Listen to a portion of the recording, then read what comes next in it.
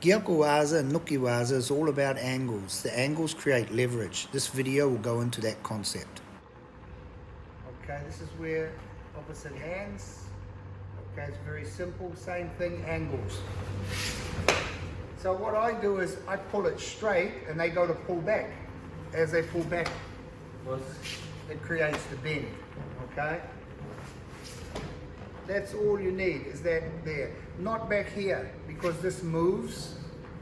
Here it can't move. Another version is like this, where you put your hands on the inside, hold up, and roll it back this way. So up. Now as it's coming up, again, this is important, tight here. What I do is I put my thumb through. You see my thumb through? I put my thumb through and I squeeze down like that. Now that's straight. It's not going to work. Put my hand here, I give a little pull, and as I pull, I take a small step. Now I have that angle and pressure hurts. Okay, so that one's just like that. With a fast circular motion and a little pull, the opponent holds his grip on your wrist tight. It's important to keep the body in line. What I do is point the index finger at the face and it lines the hand perfectly. Using the blade of the hand, we call this kiri or toshikiri, where we cut down. To create the angle, you just need to take a small side step. The angle creates the leverage. Okay, this is where opposite hands. Okay, it's very simple, same thing, angles. Angles. You get the strength on the angle. If there's no angle, there's no strength. For instance, this one here looks fast. If the arm is straight like this, nothing works. But by creating just a small angle there with that small body movement here, it creates this boomerang effect here. And by making sure that I'm in line with his face, point to the face, your angle will be perfect. Okay, this is where opposite hands. Okay, it's very simple, same thing, angles. Okay, so from there, I would bring it up, lock in here, and roll back exactly the same. So as I bring it up, I roll it.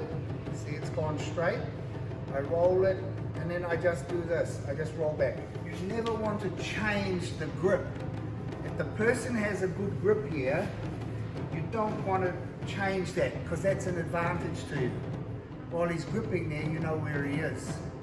So if I say I pull it up and I get it on, okay. Say something goes wrong, what I can do, I have two options. I have to stop because you're going to strike it, you don't want to get in from there. Okay? So then I drop down, I go to put it. One, think of the angles. Very simple. And if they don't work, don't panic. You see? Angles correct, small change of movement, and it's going to work. When the arm goes straight, it's not going to work. So I pull a bit, they pull back. See what happened? Straight, pull back. The bend's there already for me. Okay? If he grabs, one, as soon as I put pressure here, he pulls a little bit. You see? That's perfect setup for uderagi. Okay, so I go like that.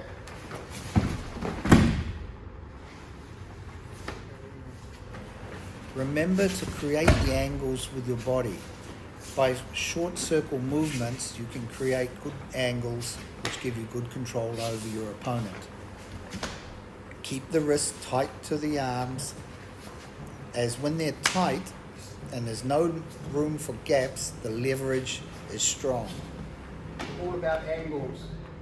So now some people go, oh, he's going to hold real strong. Hold strong? You can't lift it. It's all a case of angle. You see? See what I'm doing? That's my whole torso pulling it. Angles there.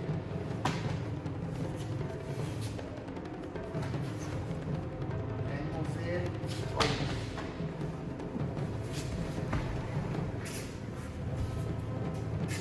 Gyakuwaza is performed by using joint and manipulation. To create the small circles or the angles, it's a combination of body movement, small steps, and circular motion.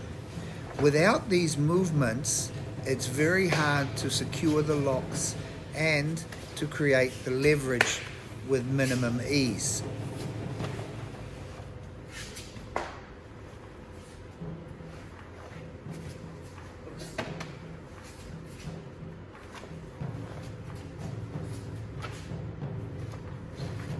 Angle, straight. See the angle there? Simple now.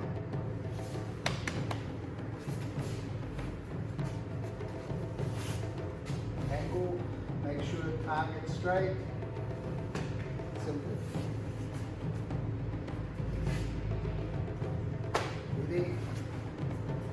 It's all about angles. When someone holds, you have to understand where the weakest point is. It's here. Weakest point is between the thumbs and that. So when you're taking it, you expand the hand and you go for the weakest angle. So it's a waste of time me trying to pull that way because he's pulling too hard. But from here,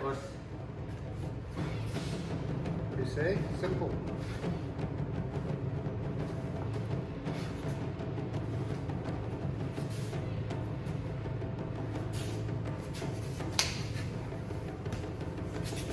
So it's a little bit different to Aikido in that, more closer to Chinese China. In Chinese they call it China. Okay, we call it Yakuwaza, Nukiwaza.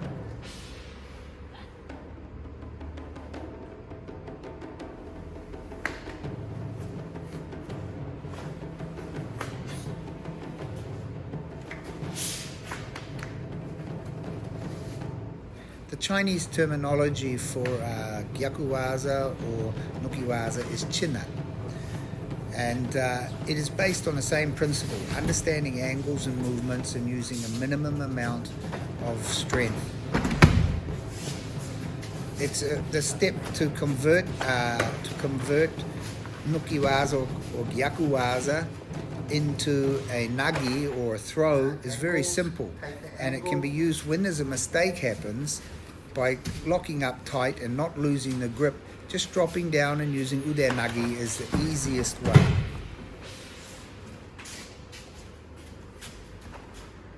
Same again, angles. Here strong, slide back.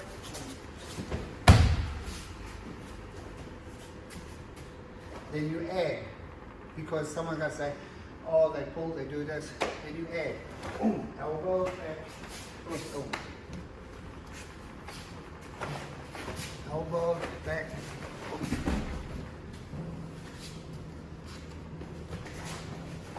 Elbow, back.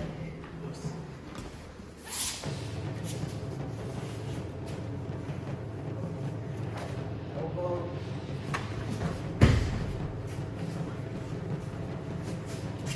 I never just do the Gyakuwaza or Nukiwaza. I always strike first, either using moichi to the face or elbows, kick to the groin. It creates the gaps and gives you that little time in the center where the opponent's a little bit disorientated to get the lock on tight.